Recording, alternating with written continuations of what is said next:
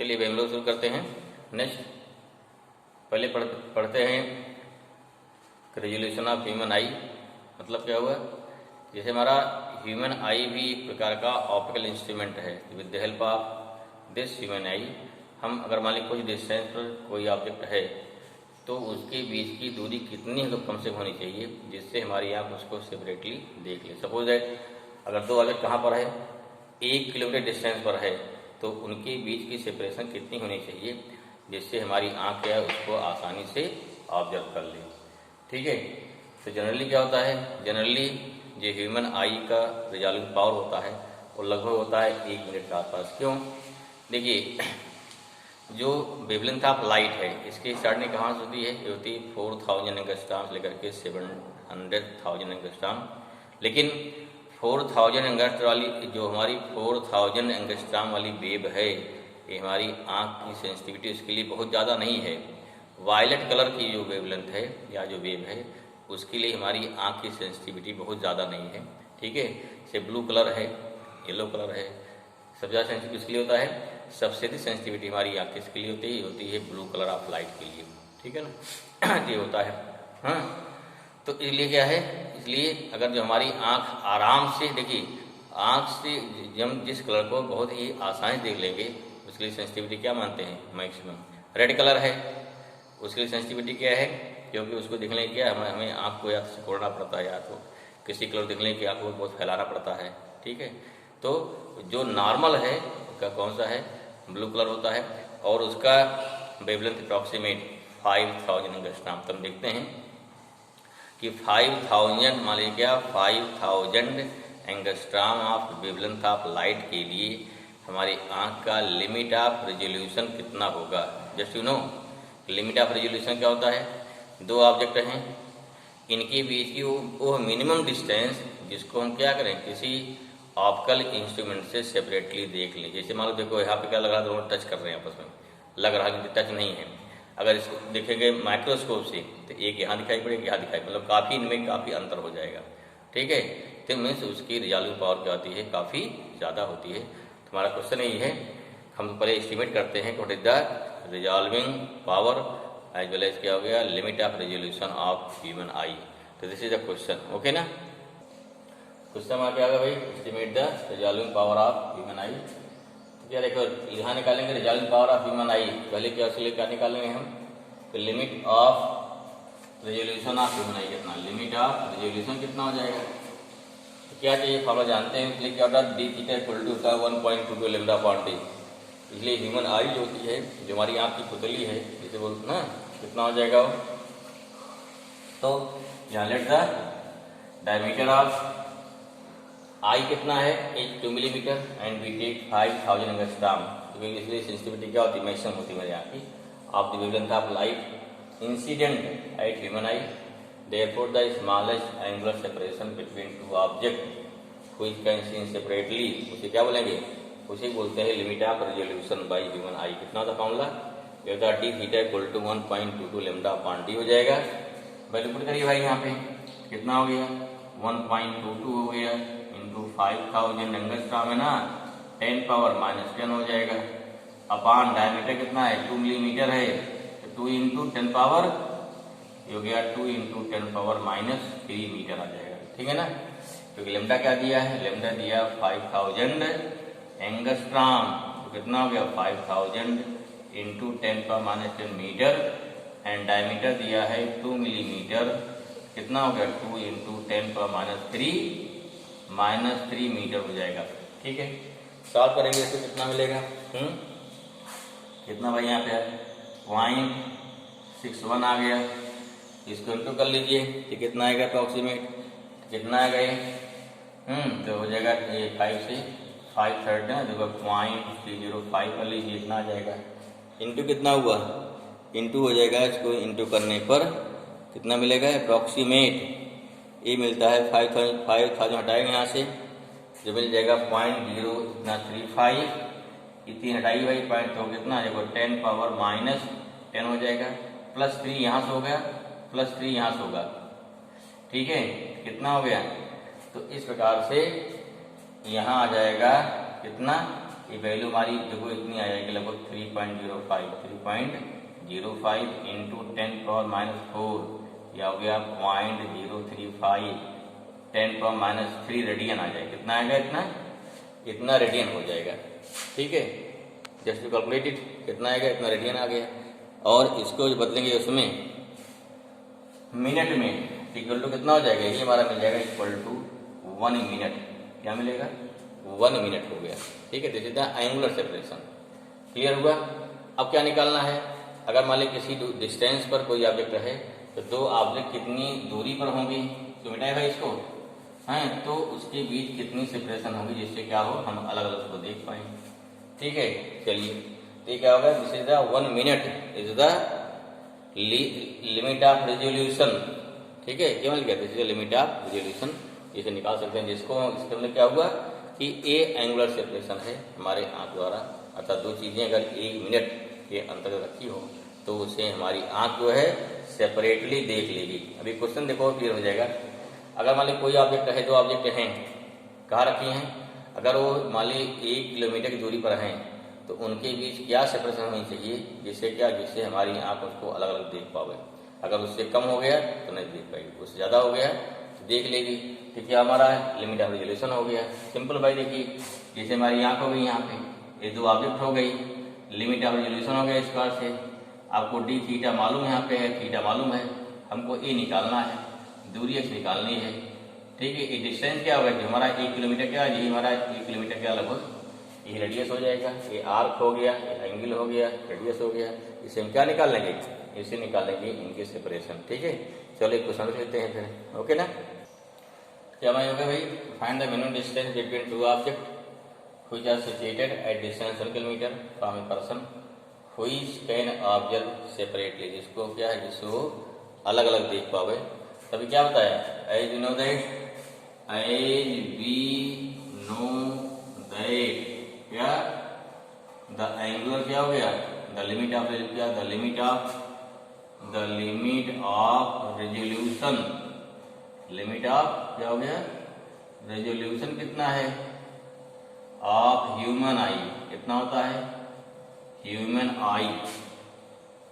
ठीक है, ये ऐसे क्या बोलते हैं? इसे बोलते हैं एंगुलर सेपरेशन बोलेंगे, एंगुलर सेपरेशन बोलते हैं। ठीक है ना? कितना हो गया? ए होता है इज इक्वल टू कितना हो गया? 1 मिनट। कितना होता है हमारा? ये होता है 1 मिनट होता है। ठीक है, अब क्या है?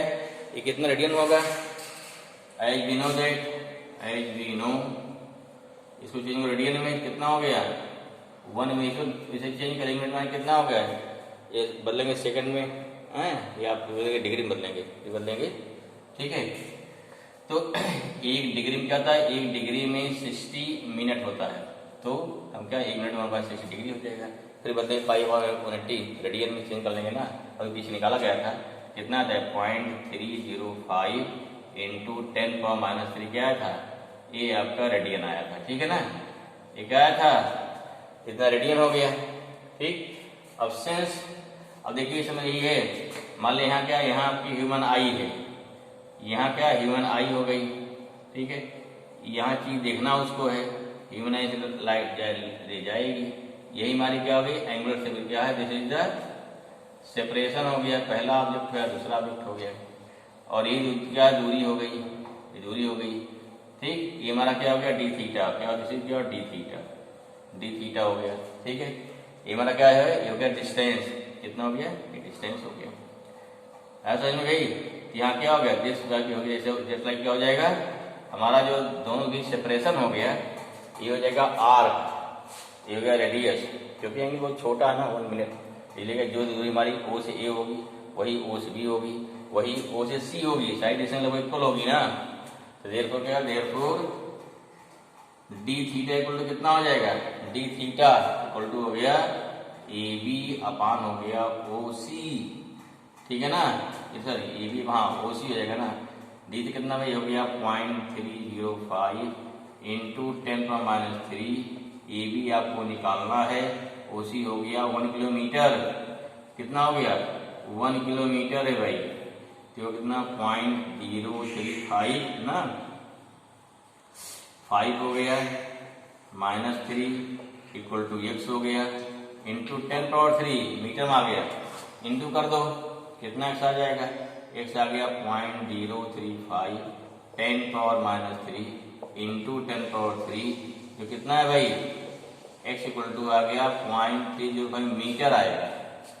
या कितना हो गया, r हो जाएगा x = 0.0 कितना हो गया, इसको बोलो सेंटीमीटर में, 0 इंटू हो गया 100, अर्थात कितना हो गया, x = 30.5 सेंटीमीटर।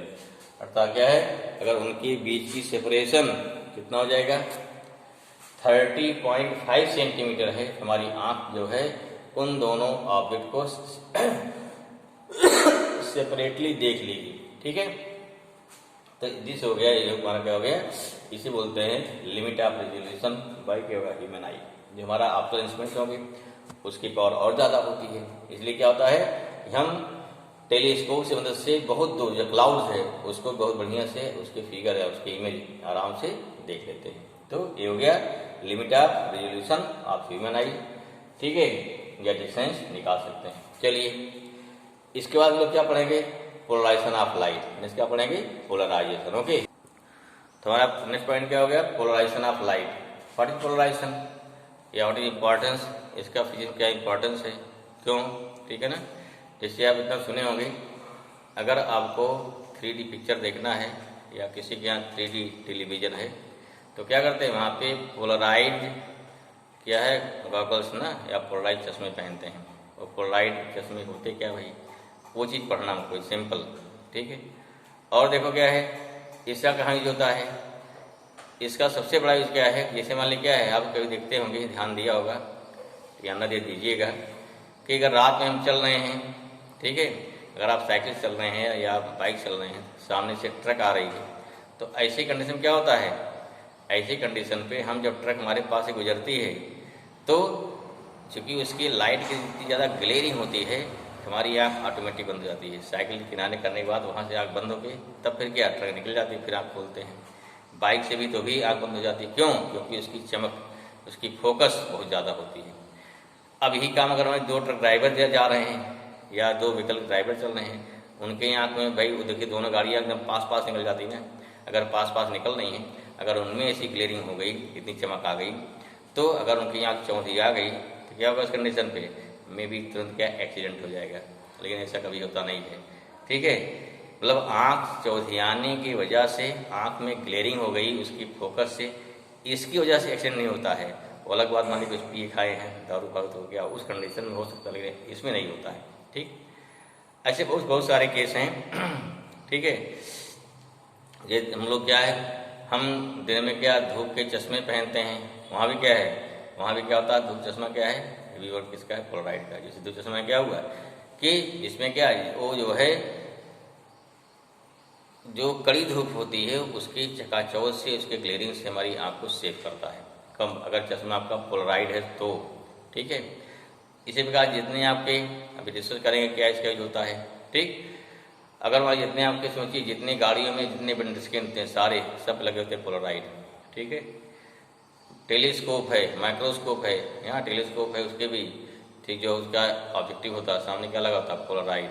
ठीक, जितनी ऐसी ट्रेन्स होती हैं, कोच होती हैं, एसी ट्रेन की कोच जो से ग्लास जो विंडो होते हैं वो सब लगे होते हैं पोलराइड, उसमें लगे होते हैं पोलराइड ग्लास।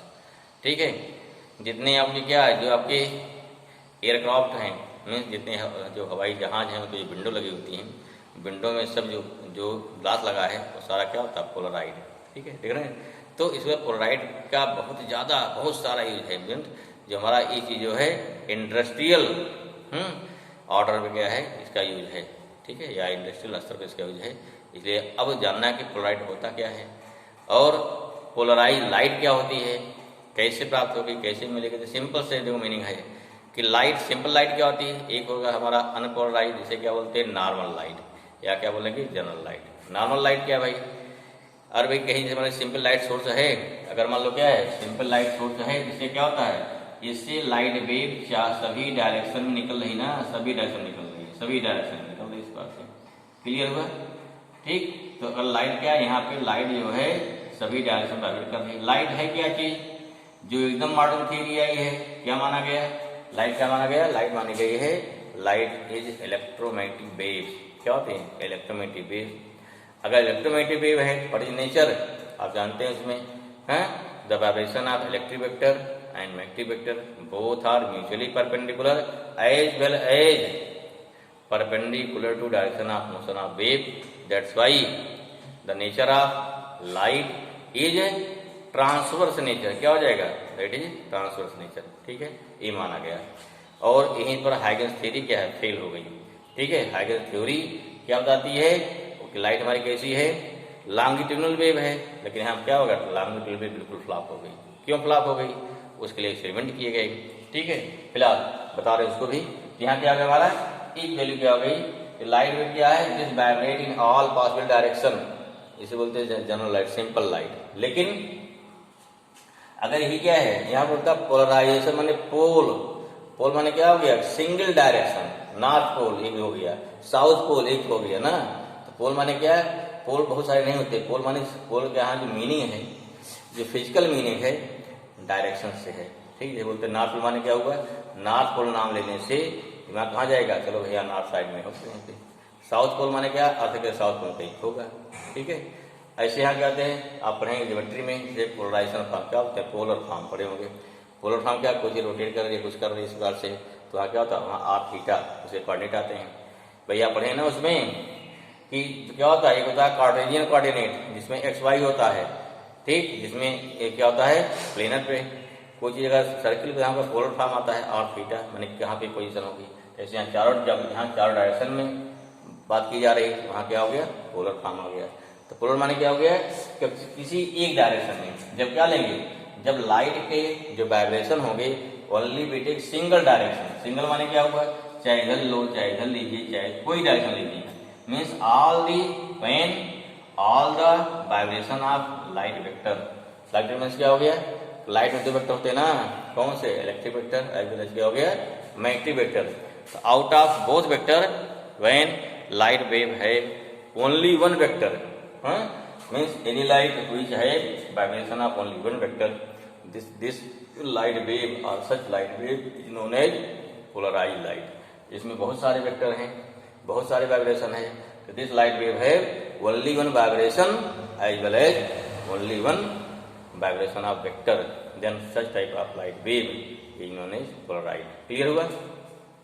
चलिए थोड़ा हम देखते हैं इसमें कि सिंपल लॉन्गिट्यूडिनल और उसमें क्या है, या इसका कैसे देखेंगे, experimental demonstration for transverse wave, इसको क्या देखने प्रयास करते हैं। ओके ना, अब ध्यान समझिए यहाँ पे, यहाँ हमारा एक्सपेरिमेंटल डिमॉन्स्ट्रेशन ऑफ क्या हो गया, मैकेनिकल वेव, या एक्सपेरिमेंट ऑफ क्या हो गया, यहाँ कहते हैं एक्सपेरिमेंटल, कहते हैं experimental demonstration of mechanical wave. What is mechanical wave, दो टाइप होती है, ट्रांसवर्स वेव, लॉन्गिट्यूडिनल वेव, जिसमें मीडियम मस्ट है, ध्यान रखिए, जिसमें मीडियम मस्ट है। दोनों बात कर लेते हैं।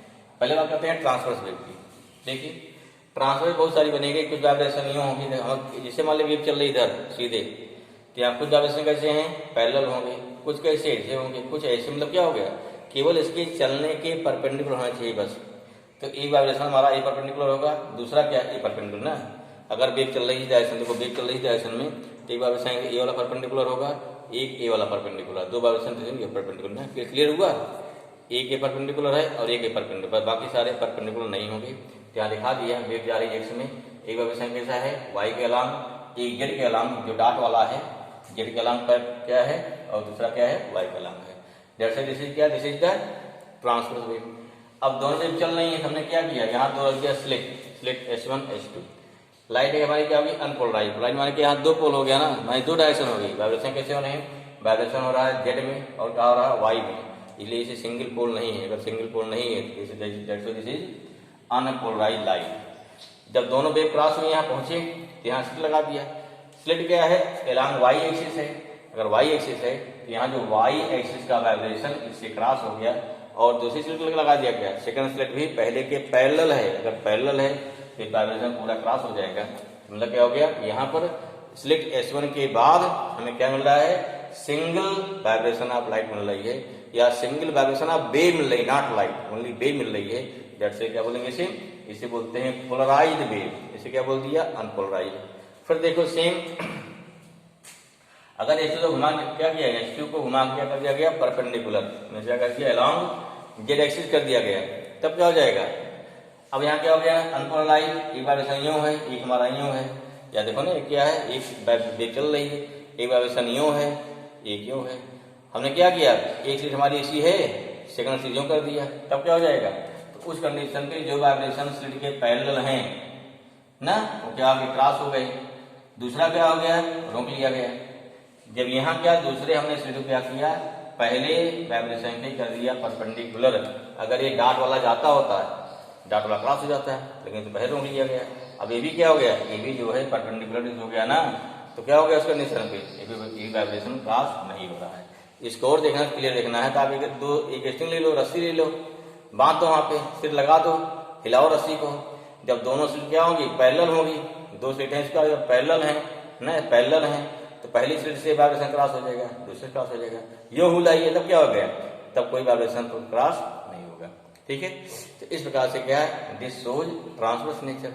अगर ये लॉन्गिट्यूडनल क्या होता है, लॉन्गिट्यूडनल में वाइब्रेशन होता है यूं, ठीक है ना, और वेव भी चलती इसी डायरेक्शन में, तब क्या होता है, one direction of motion of wave and direction of vibration of medium particle both are parallel, उसे क्या बोलते हैं, उसे बोलते हैं longitudinal wave. In that case क्या होता है, वेव चाहे जैसी जाती, चाहे हमारा स्लिट यूं रहे चाहे यूं रहे, सब में उस केस में देखिए, अगर वाइब्रेशन यूं टाइप जा रहा है, चाहे स्लिट यूं चाहे जैसे रहे, क्या हो गया, उस कंडीशन पे सारी वेव हमारी यहाँ से क्रॉस हो निकल जाती है। ठीक है, इसलिए क्या है, यहाँ स्लिट का क्या दिखाते हैं, जो हमारा पोलराइज वेव है, अगर सिंगल पोल लेना है, सिंगल वेव लेना है, सिंगल वाइब्रेशन लेना है, इन दैट केस है this is only possible due to क्या हो गया, ड्यू टू परपेंडिकुलर वाइब्रेशन। अर्थात नेचर क्या है, अगर नेचर हमारा मैकेनिकल वेव हो चाहे लाइट वेव है, अगर उसका नेचर कैसा हो गया, ट्रांसवर्स नेचर होगा, तो उसे हम दिखा सकते हैं पोलराइज और अनपोलराइज। ठीक है ना,